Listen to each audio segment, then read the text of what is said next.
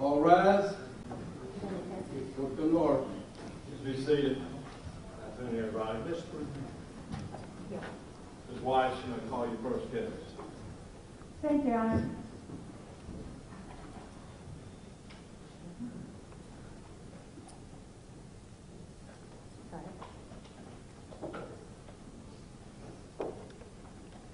Record the bill just in case.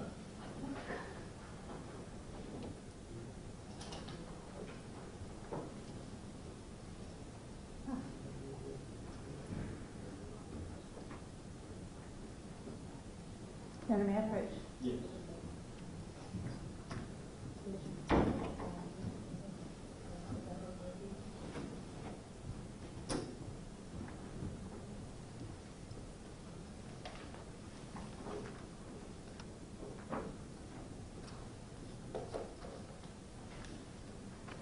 I assume, Your Honor, for the purpose of this hearing, we just stand up here. You normally do? Okay.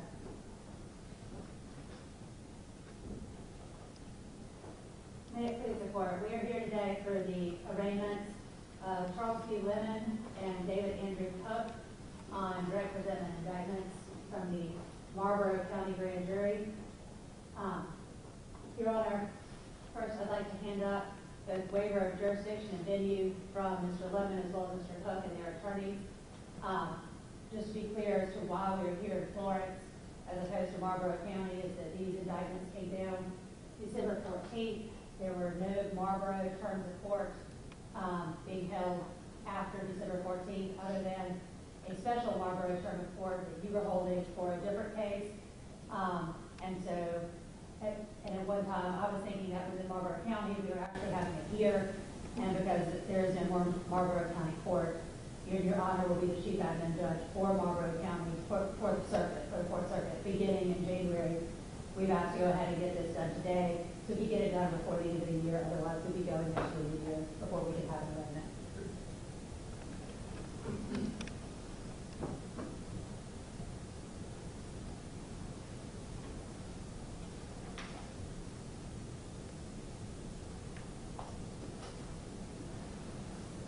Mr. Cook, Ms. Lemon, y'all may come forward.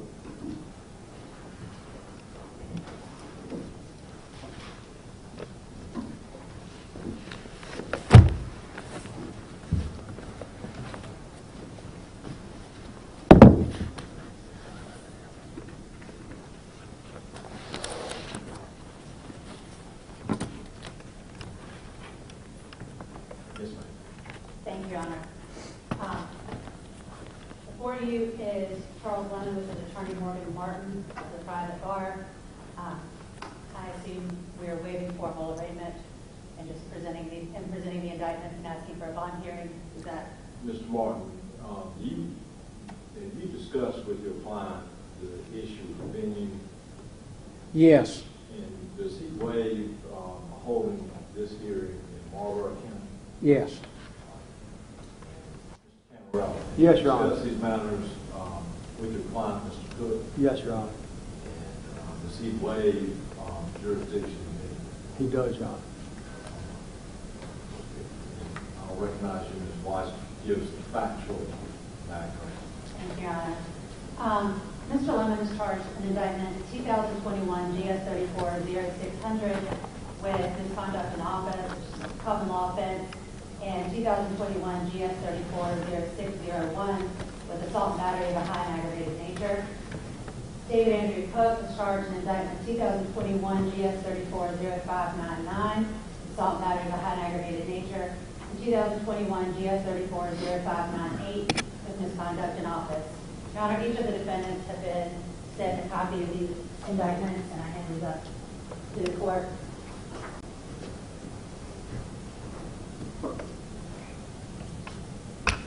Your Honor, the incident occurred, the incident we're here about today occurred on about May 3rd of 2020.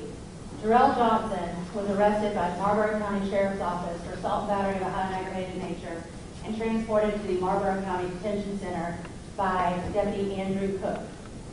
Deputy Cook was met at the Marlboro County Detention Center by Sheriff Charles Lemon and two other law enforcement officers to assist in getting Johnson into the jail for booking. the detention center correctional officers began the booking process with Deputy Cook and Sheriff Lemon present with Mr. Johnson. And Johnson was uncooperative during that process. It was decided to put him into the holding cell until the booking process could be completed. When Johnson was taken to the holding cell,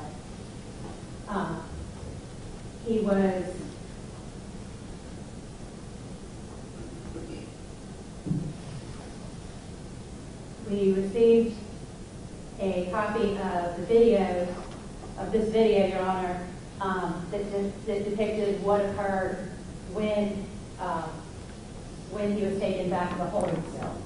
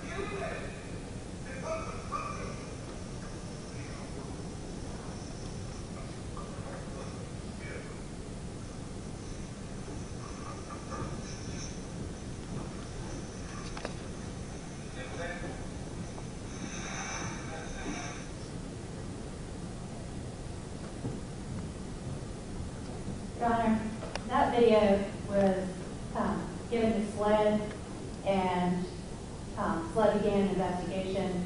They informed it was conflict in my office, and the video was shown to me. Based on that video, Your Honor, we presented these charges to the Marlboro County grand jury. This is an ongoing investigation. There's still issues people to talk to, issues to be worked out, and who knows what else is out there. But it was the opinion of the state in discussing with SLED that based on this video, we needed to do something immediately, which is presenting this case to the grand jury. Your Honor, Mr. Cook has been cooperative in the investigation. He's met with law enforcement.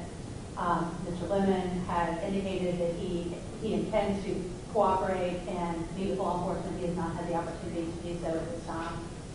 Governor Picari Sellers is present in the courtroom. He represents the family of Jarrell Johnson and Jarrell Johnson. He would like to address the court at the appropriate time. And as far as a bond, Your Honor, we would ask that whatever bond that you deem appropriate, that you order that both Mr. Lemon and Mr. Davis have no contact directly or indirectly with the Marlboro County Sheriff's Office unless it is through their attorneys for the pendency of this case. Sellers, you recognize. Thank you, Your Honor. Thank you, Your Honor. My name is Bakari Sellers from the private bar at the Strong Law Firm. This is a unique position for me to be in this courtroom. I represent the family of the victim in this matter, Your Honor, and there are a couple of things that the family wanted me to echo today. The first is we're extremely grateful for the South Carolina Attorney General's office, and even more so, grateful for the work of the South Carolina Law Enforcement Division. The family was unaware of anything that had happened to their son. In fact, they considered, prior to watching this video, themselves to be friends with the sheriff of Marlboro County. This is arguably one of the most disgusting acts we've seen on video, Your Honor, perpetrated by law enforcement of an individual who's still alive. We understand that he's entitled to a bond, but we would ask this court and the Attorney General and everyone who is watching and everyone who will be adjudicating or judging this matter to give the same grace to these two individuals that they gave to my client, Your Honor. He was mentally ill. He is mentally ill. During the tasing, he ended up defecating on himself. He was thrown in the cell. I think the video speaks for itself, Your Honor. And so while he still has issues that he has to deal with, undoubtedly, we would ask Your Honor and everyone else to show the same grace and mercy to these individuals that they showed to my client. Under South Carolina law, you can't be sheriff and jury and executioner at the same time. And Mr. Lemon thought he was. Thank you, Your Honor.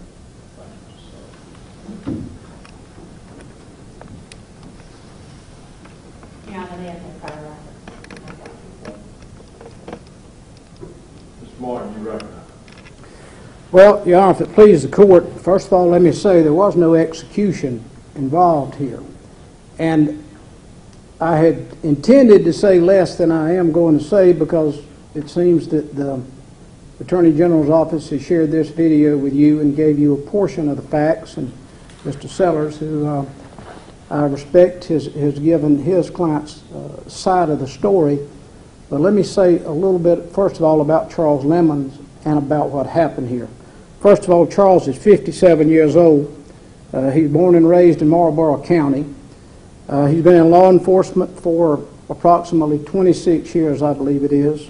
36 in the United States military, including mostly the National Guard, for 22 years. He has no criminal history, as you might imagine. He's been elected sheriff and is in his second term there in Marlboro County. He lives in Marlboro County currently with his sister. He is not married. He doesn't have any children, but he's been a lifelong resident of Marlboro County other than when he was in the military or in Iraq for his service to the country. Charles has led a commendable and a good, solid life contributing. On this day here, Judge, let me say to give you some more of the facts which they have begun to introduce to you. First of all, Mr. Jarrell Johnson was arrested that day at the home of his father. The incident report that was provided to me by the Attorney General's office and the information I have makes it clear that he was arrested for the brutal baseball beating with a bat of his father as his father was getting ready to go to church. Beat down. When the neighbor came, that neighbor was threatened, fled back to his house. Mother called 911. This deputy over here went to the scene. There was issues there, but they arrested Mr. Johnson, brought him to the jail. He continued to be disorderly according to the incident report, so the deputy asked for some assistance when he got to the jail. Sheriff Lemon was on his way to church. He went by the jail. I think there were others there. But again, it certainly seems to be a situation in which Mr. Johnson, and I don't know exactly why he was doing the things he was doing, but he was out of control, disorderly, combative, not following instructions. And of course you've seen the video, and it's one of those things that you would need to watch multiple times to get every facet of what was there. But it's clear that we believe that the Sheriff Lemon and the other deputy involved were doing the best they could to get him into the cell without any violence, without anybody getting hurt. The taser is a non-lethal weapon given, or device, if you want to call it that. I don't think it's a weapon, given to law enforcement in order to try to maintain control, and that was used here. And I think the sheriff even said, you know, so that the inmate would know, arrestee, tase him if he doesn't go into the cell. And as soon as they take the handcuffs off of him, he puts a spin move on and goes towards the officers, and he's tased again. And that's when he's tased. So let me just say that again, Charles certainly takes the position that he's not guilty of assault and battery of a high and aggravated nature or misconduct in office, and that there is more than one side to this story. Obviously I don't have any idea at this time about the mental illness of Mr. Johnson or exactly what was happening with him that day. But I will say that in a jail setting, somebody's got to be in control. And the question is that going to be law enforcement, or is it going to be people who have been arrested and brought there? This is not anything I think that anybody wanted to happen, and I know the family of this young man are if they look at this video, are rightfully concerned. But there is the rest of the story that has to be considered. And we think that the actions of Mr. Sheriff Lemon were reasonable and necessary in the scheme of what happened. And I wanted to be sure that you heard our side of that story in as much as you heard the others. This young man was 6 foot, according to the incident report, 6'3", 250 pounds, and was as I have been told, a former NFL football player. He was a big, strong man. And so we would ask that the court certainly, in this case, set bail, a reasonable bail. I believe under the Constitution that he may well be entitled to a personal recognizance bail. But we'll be, obviously, that's within the court's discretion to look at all the facts and to decide. But he's not a risk to flee. He's not a danger to the community. He intends to be front and center just as soon as the state will bring this case to trial to defend himself. And so we would ask that you set a reasonable bail considering all the circumstances.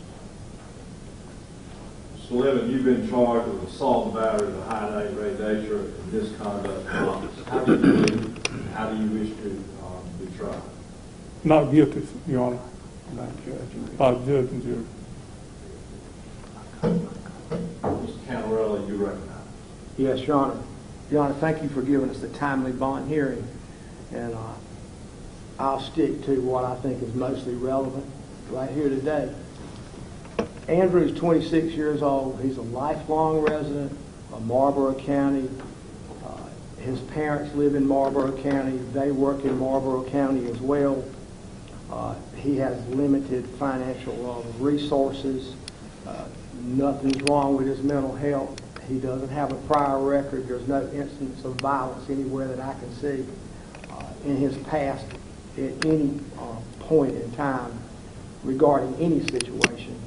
And for those reasons, I don't think he's unreasonable danger to the community in any way whatsoever, and certainly not a risk of flight, because he's never been arrested to be a risk of flight. He surrendered himself here today, and we just asked the court to consider a reasonable bond, whatever the court deems appropriate. I've informed him of all of his, if the court sees fit to give him a bond, he understands he's been law enforcement before, and he understands what his responsibilities would be insofar as the bond is concerned is given to the judge.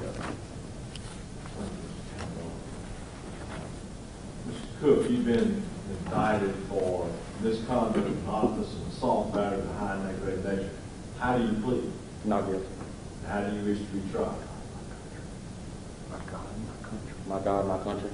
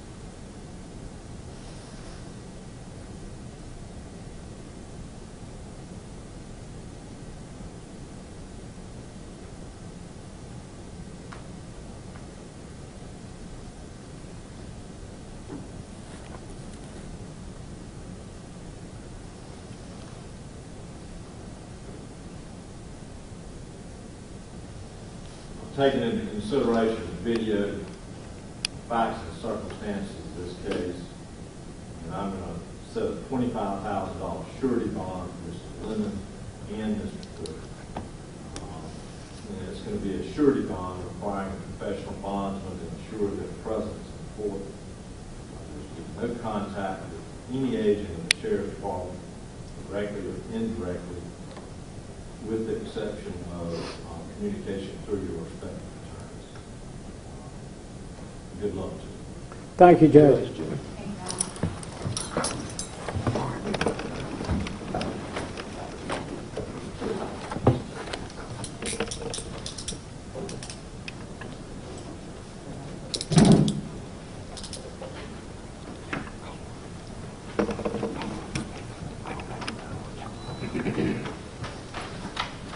I'll ask the defense counsel to please prepare a response.